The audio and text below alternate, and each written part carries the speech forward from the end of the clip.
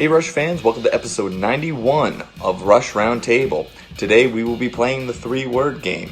We'll each get a random Rush song assigned to us, and then we have to come up with 3 words or adjectives to describe the song. Enjoy!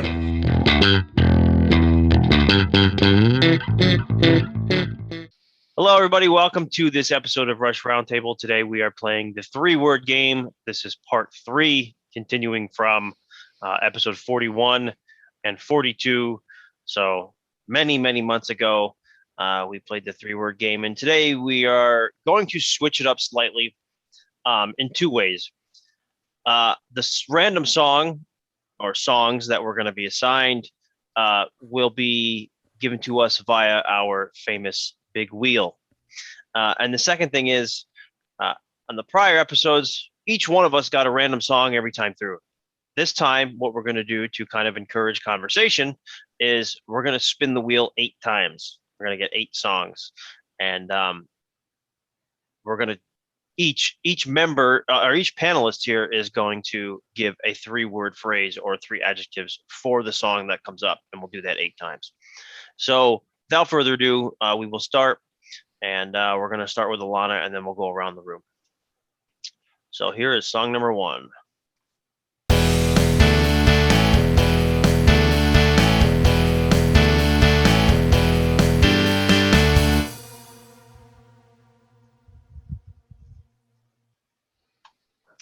Face Up from Roll the Bones.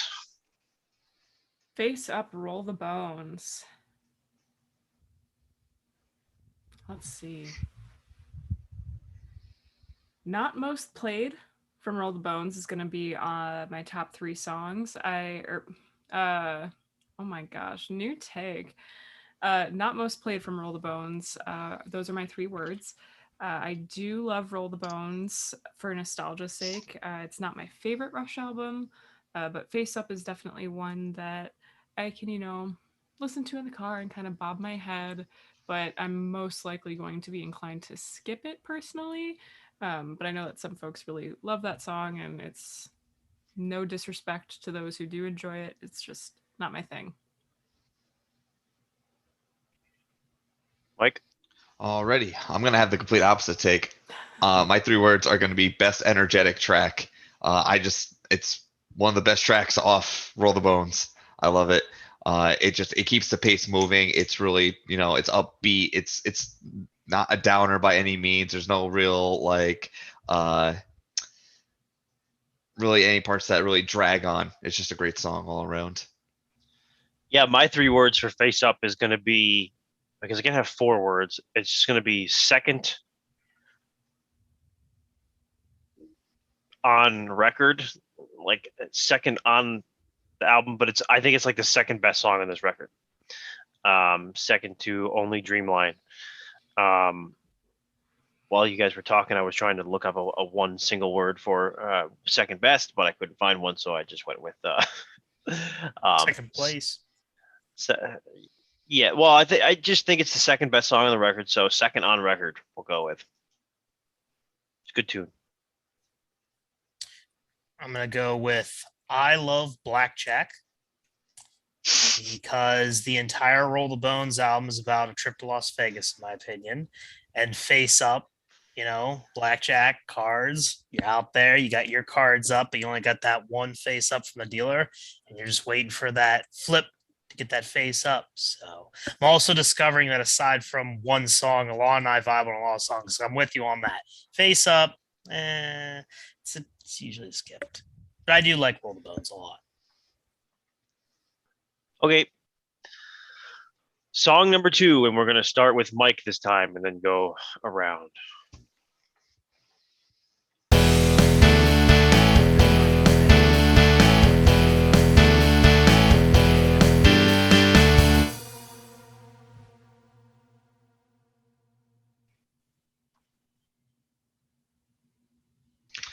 Red Sector A. No bass line. And I'm a bass player. I love the song. I love the message. But as a bass player, to kind of quote the documentary, it kills me not listening to such a great song going, yeah, I can't play that. And I have to dig out a keyboard to play it. But otherwise, great tune.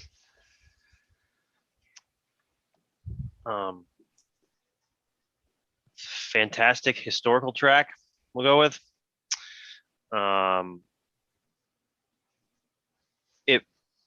Neil did a really good job putting imagery in your head. This is a really sad tune.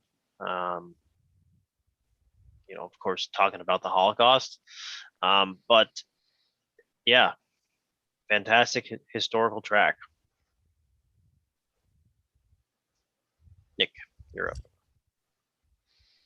I'm going to say Watching Schindler's List, because the song is about, the internment camps of the Jews before and during World War II. It is extremely sad. I'm not going to lie. It's a song that I loved hearing live, but I just don't play a lot because it kind of brings me down.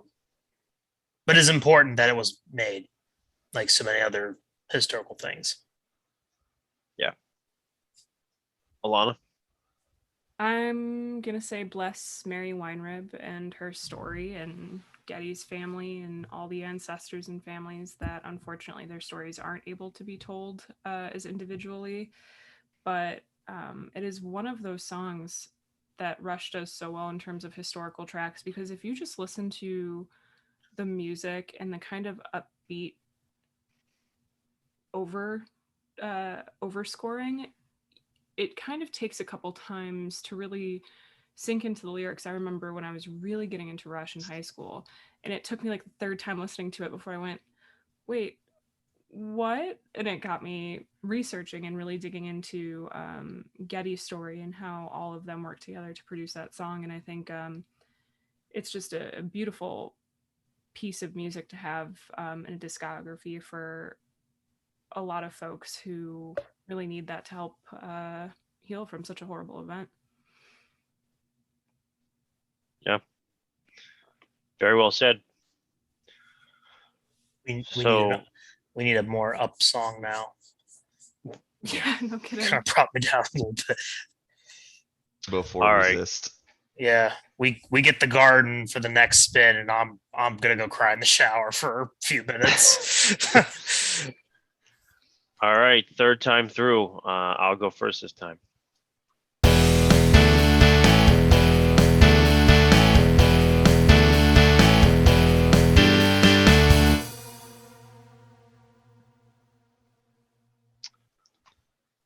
Where's my thing? All right, my 3 words are going to be "Here it is," which was where's my thing? Here it is, which was we believe that's the drum solo from Clockwork Angels, where they broke because it's in print on one of the DVDs. Where's my thing? Parentheses. Here it is. So I'm pretty certain that's what they called the drum solo or the break in that song live on Clockwork Angels. Nick, you're up. I'm going to say great traveling song. Always felt the song sounds very good when I'm driving in the car, especially when I went to see him in Hershey, Pennsylvania. I just remember listening to it on the way there and on the way back and seeing it live. And yeah, and you need a good traveling song when you're going to Vegas, which is what the entire Roll the Bones album's about. So yeah, it's good stuff. Oh gosh. All right, Alana. Fun visual gag. I think that Where's My Thing is really one of those so delicious instrumentals, and when you see it live, you kind of get the funny bobble sports critter kind of mascot type visual, or in the past, you've had the actors or different props and gags on stage, and I think it's so wonderful to hear something so complex that brings such a goofy smile to everyone's faces when it's performed live. And for that, I love it. I love Where's My Thing. All right. I'm not so much focused on where, but I want to know what is thing. What is thing? And is thing the same thing that should be Left Alone Left from Alone. Counterparts. It's a question I've had for years. In the lack of lyrics, considering both songs are instrumentals, it gives us no hints. Well, I think it just leaves us in limbo. Oh my gosh. really Okay, well, Mike has left the chat. We got some Good. real monkey business going on right now. That's All right. layered puns. I'm out. Oof. Sorry for all my narcissism here. Wow, that was very malignant. All right, Cool. let's pause for a second. Because... Let's hope we can get this back together.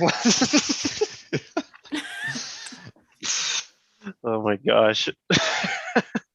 Nick's on fire. All right, Nick, it's your turn to go first.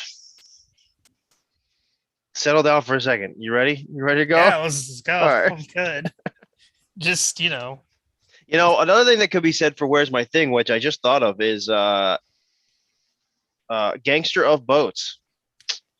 Because that's what was in parentheses on the actual album. Where's My Thing? Parentheses. Gangster of Boats. if anybody Part knows. 4, I think is what it said on the record. Yeah, was that like just a joke, or I was had there no like idea a, what that meant. I'd it's never not like looked the into Fear it. trilogy? Yeah, I think it was just a joke, but Gangster of Boats. All right. If you don't know what we're talking about, Google it. All right, Nick's turn. Well, Nick's turn to start.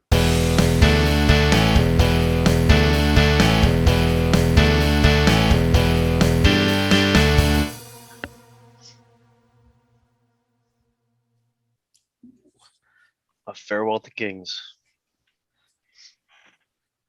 It's a good one.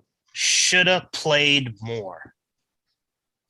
They should have played this song more live. I love A Farewell to Kings. I think it's one of their most underrated songs, actually. And I think it's like, at least for the time period that it was written in, the 70s, I think it's like, it encompasses everything they were doing pretty much in the 70s. Like, I think it's the perfect song to represent that period. And I love the live sound from that time period. And I was hoping for it on the R40 tour, just like a couple other songs, but they didn't play it. So, but yeah, should have played live, or should have played more. Sorry. Alana?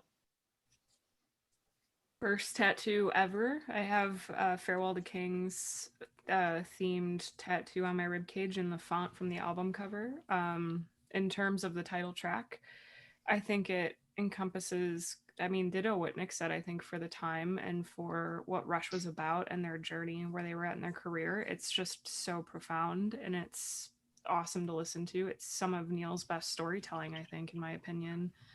And yeah. Mike? So, funny enough, like she just mentioned tattoo. I think the 3 words I have for Farewell to Kings is next tattoo idea.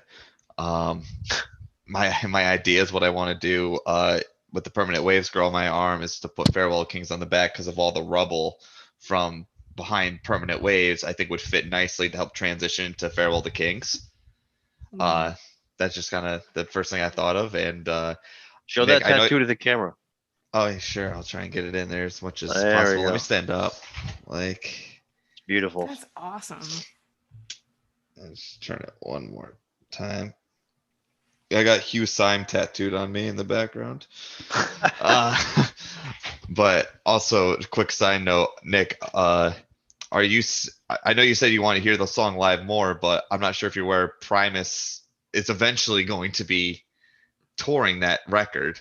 Yeah, but I'm not sure if you're a Primus fan. But I wanted to hear them play. That's more. that's You know what I understandable. mean? Like when I saw R40, I was thinking, oh man, I bet they were gonna play A Farewell to Kings, and Right.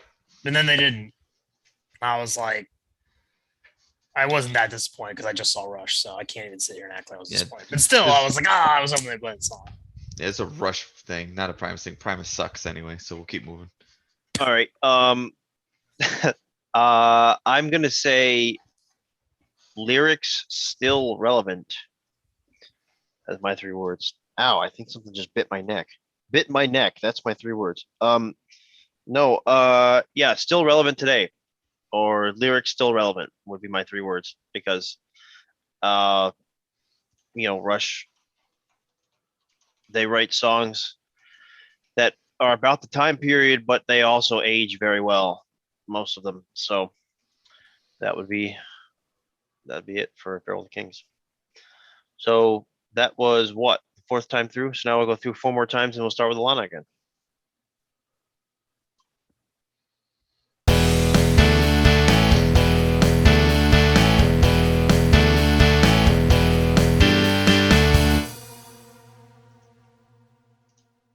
Animate.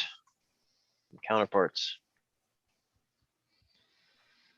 I have to go with favorite Rush song, parentheses at the moment, because you can never have just one forever favorite. But I think it has that kind of sound that a lot of people don't expect from Rush. So whenever I play a Rush song for somebody who goes, oh no, Rush, whatever lame excuse they have for only knowing probably 2 songs, Tom Sawyer and Limelight, it's the song that kind of catches people's attention. It has that kind of weight to it that I love for Counterparts, specifically Animate. I think the lyrics are just wonderful, and it like encapsulates almost the feminine divine in a weird way.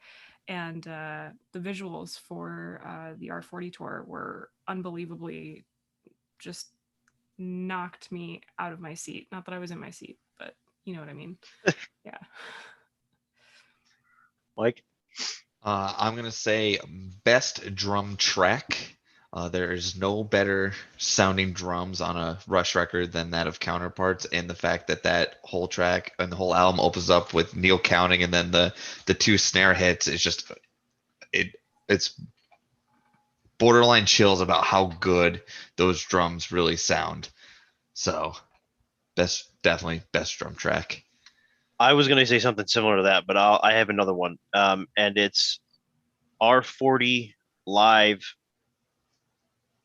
staple, maybe we'll say. I guess because Animate and How It Is were 2 of the songs that I was most looking forward to on R40, and I think Animate was really a hit on R40. People loved seeing that song live. So yeah, R40 live staple. Nick? Let's say should have. I'm gonna use not as like a 4th word, but should have been a hit. Yeah. I think Animate is one of their best songs. The short guitar solo is just, well, I just love how Alex's guitar sounds. I love how, like, it's a complex song, but it's also very simple. It's just the 3 of them playing their instruments. And yeah, that song should have been a hit. I think that a lot of the rockers who kind of got away from Rush in the 80s during the synth era, like, it took them a while to come back to them. Like, we've talked before about Snakes and Arrows being like their second, or being like a huge rejuvenation or whatever. But Animate, yeah, should have been a hit. That song, kick ass, awesome live. Love it. And it's just a pure rock song. pure rock song. Pure rock song would be a There good we one go. too. Yeah. All right, quit licking yourself. Come on, Sorry. you're Hey, on. that's 3 words. You're on. I know. You're on camera there, kitty. Come on. All right. Anytime I can hear Neil's voice too on a track, I think that's so cool. Yeah, Oh, the studio. Yeah. like the, on Witch Hunt. And, Oh my gosh. Well, it wasn't just Neil, but I think Neil was kind of the prominent voice in that. Yeah. All right. So Mike, you'll get to start this one off. Alrighty. Yeah.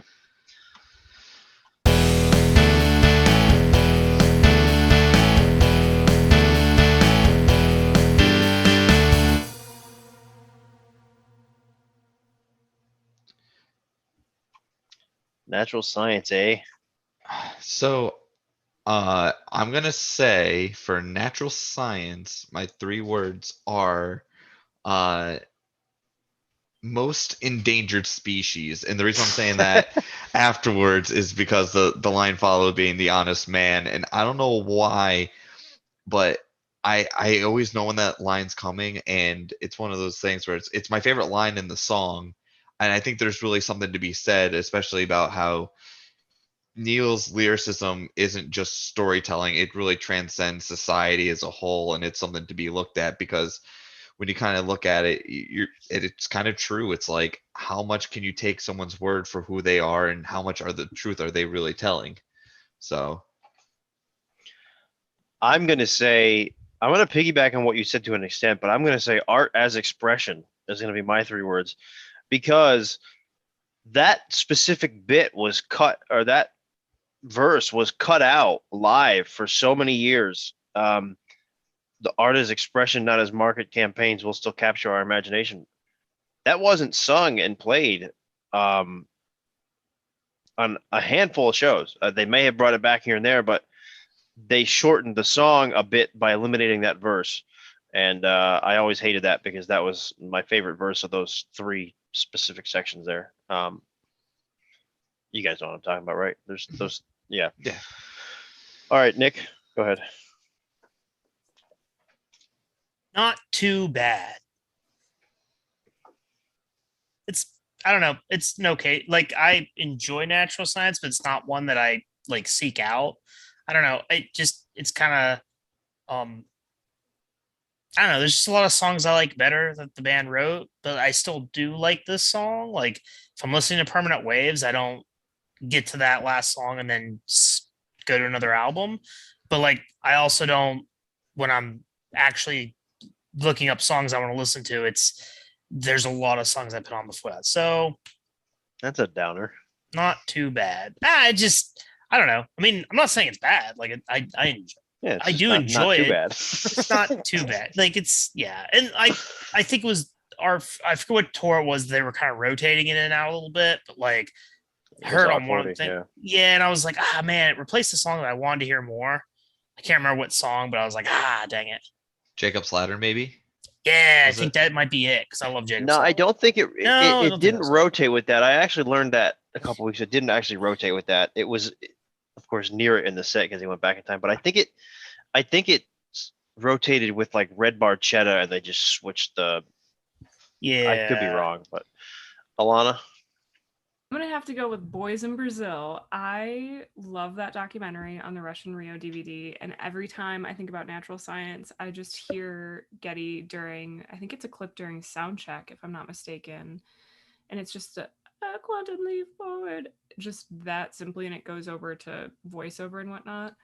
But it's just so like oddly stripped down in a way that it's like this grand, huge, scientific kind of complex track is just being rehearsed, and there's something about that that's just so endearing, like, and nostalgic. Every time I think about natural science, it brings me back to Boys in Brazil. All right, cool. Can I change my 3 words because she just reminded me of something? I'm gonna say great guitar solo because I totally forgot it. I'm glad you brought that up because whenever I listen to Russian Rio, I kind of skip ahead to the guitars. I do love the ending guitar. Like, I love that ending guitar. And I think like maybe that might be my problem with the track is that like I'm like waiting for that. I'm like the dun dun dun. I'm like I want to get through that. I want to get to the soul and stuff. So I'm glad you brought that up. You totally just remind me of that. All right. Go through 2 more times.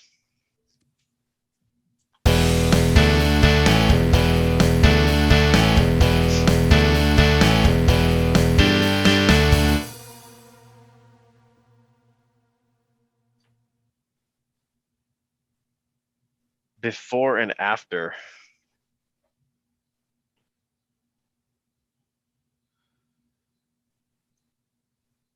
Can I say like let's try again? Pick a new song?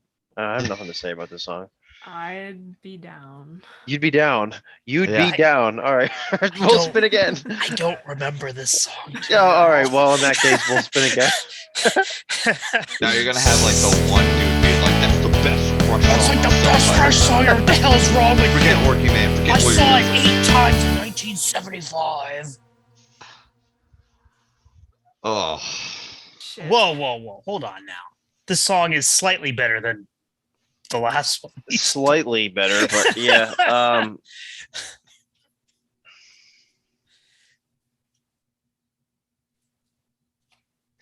Um, narration not needed, and narration not needed. I just feel like, yeah, this song just doesn't really do it for me, the Necromancer. But the narration on it, the voiceover, is just unnecessary to me. And so, yeah, narration not needed. Nick, he's googling the lyrics to see what he wants to say. No.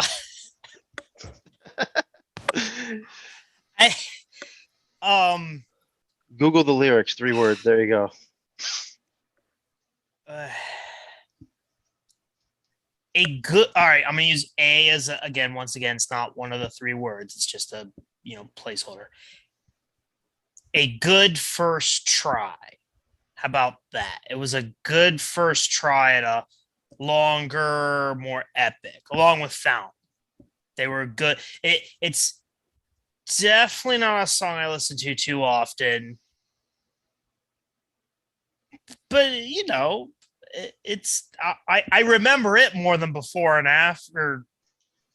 The last one. Yeah, before and after. Yeah, which I apparently can't even remember the title to. So yeah, I mean, we'll go with that. Yeah. All right, Alana. Humor me, if you will. I'm gonna say Howl's Moving Castle, and what I mean by that is Studio Ghibli's masterpiece, Howl's Moving Castle. I can appreciate it. I definitely respect where it's at in the universe of the Rush Kingdom. It's just not something that I need to experience over and over again. And I love the fact that it's there, and I love the fact that it's part of Rush's history and part of their great comeback to come in that timeline.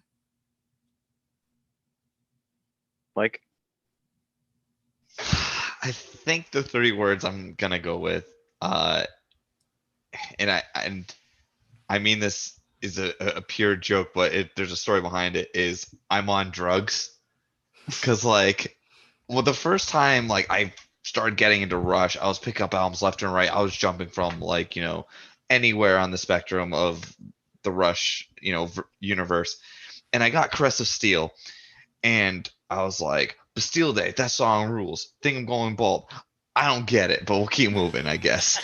Lakeside Park, I kind of I listened to it, I was like, yeah, that's cool, slower track, I don't know. And then I got to the 2 long tracks, I got to Necromancer, and I got done listening to it, and I kind of felt like I was like, bro, I've never done drugs, but this is the closest I'll get without actually doing them.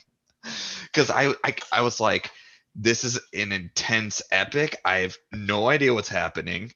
And after a while, I think I just kind of feel like I need a palate cleanser, because it's so heavy of material, especially going from songs like Lakeside Park and Bastille Day, where it's all right, those are little,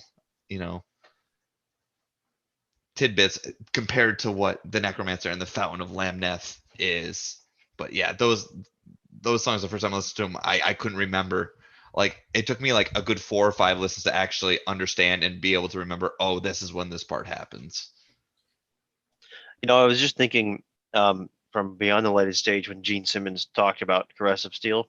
Yeah, that's how I felt. Well, that's not where I was going with this, but so 3 words it could have been, what is this? Because Gene Simmons was saying when Rush played Caress of Steel for them, I would assume when they were questioning what this was, it was probably the Necromancer and the Fountain of Lamneth, I mean, Lakeside Park and Bastille Day are a little bit more, I guess, radio friendly and more normal tracks by Kiss standards. Anyways, I digress. We'll go through. I will say we made a good on episode 44 of Rush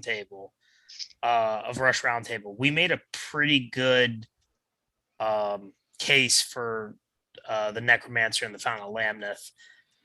I do remember listening to it that day like 3 or 4 times, thinking, they're finding their footing. It's really not too bad. I like Fountain a lot better.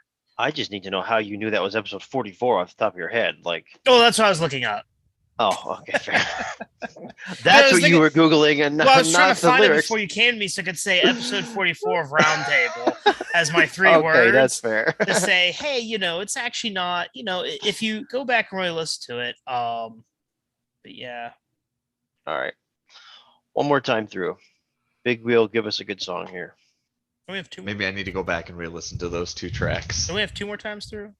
No, you're the last one. Oh. I went first that time through, so we can go through a second time if you want, another time if you want, but yeah,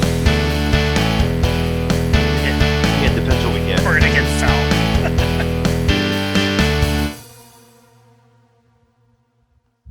Body Electric.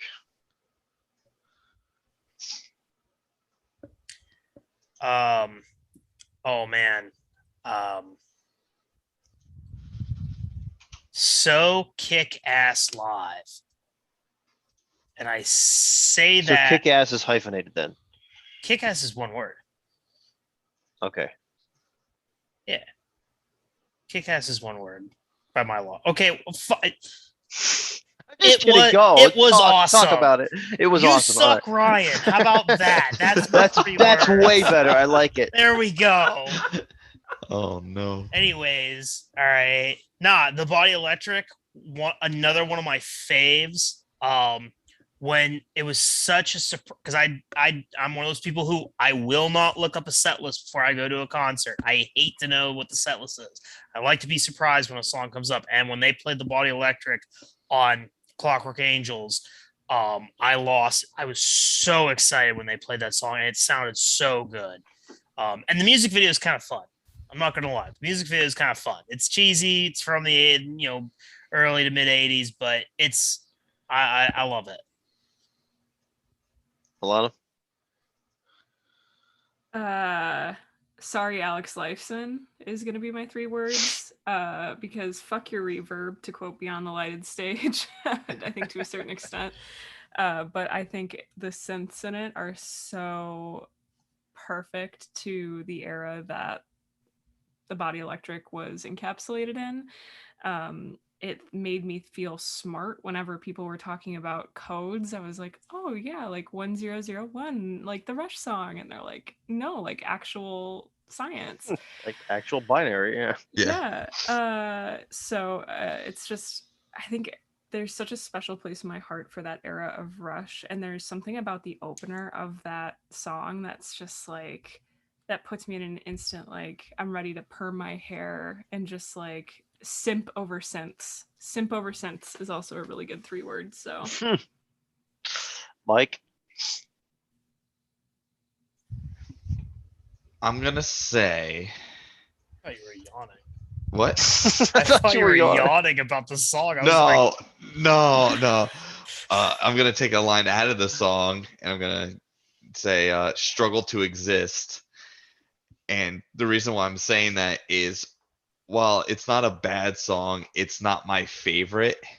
I think if I had to like take a song off of Grace Under Pressure, I think that would be the one.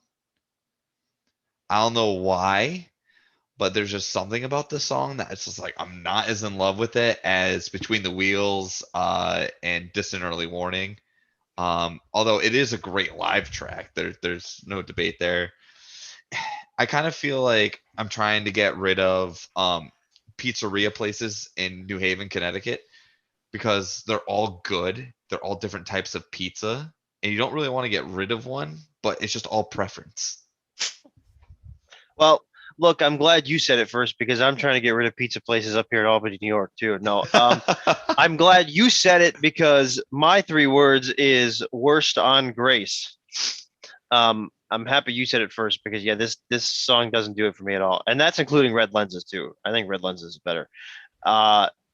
Yeah, this song is not that good, in my opinion. Live, it sounds fine. Live, I will agree. It's one of those that See, I disagree with you, Nick, in that you think a lot of Rush sounds better live than it does in the studio. I think the studio always sounds better live for most of these, but yeah, the Body Electric is cool live, but the studio version, I'll always skip it. Worst song on Grace Under Pressure. I'm not saying it's a bad song by any means. I mean, I'll listen to the Body Electric over, Before and after. Yes. Clearly. No, but over, a lot, 50% of the catalog. But, I just think in terms of Grace Under Pressure alone, worst on Grace. Now I think we should do one final spin here, and anybody can say any 3 words at any time. So not any particular order. Whoever wants to go first can jump at it. So we'll spin the big wheel one more time as a little bonus round here.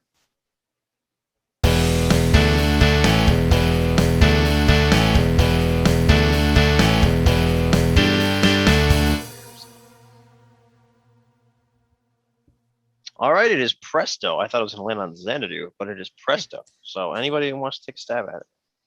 I'd love to go first. And that's every plane ever, any trip ever. Anytime I'm on a plane, I have to listen to Presto. There's something about the soft side of Neil's heart that just really shines through on this track. And I Look Down onto a Million Houses and Wonder What You're Doing Tonight is just something that just every time I'm on a plane, I am the main character in that movie. That is my moment. And it's, I think, one of the best tracks off the album. Mine on the plane's Dreamline because you're going to Vegas. Oh, dear God. Here we go again. Oh, my God. I don't know about all that lovey-dovey stuff. I'm trying to go get lit. Let's go. Nah, it is all right. 3 words about Presto, Nick. I love that song, but that's not my 3 words. No, I'm gonna say, as I've said before, doesn't fit Presto. I feel it just doesn't, like, to me. I've always felt like it doesn't sound like the rest of that album to me. Like, it doesn't. Like, and like I struggled. I wanted to do this on the thing about, if you wanted to move, if you were gonna, what song could fit on a different album. I was trying to come up with Presto, but because I was like, oh yeah, I don't think that should go on its own album name. But then I was like, well, I actually don't know what album I would put it on. Yep. So it's just kind of out there.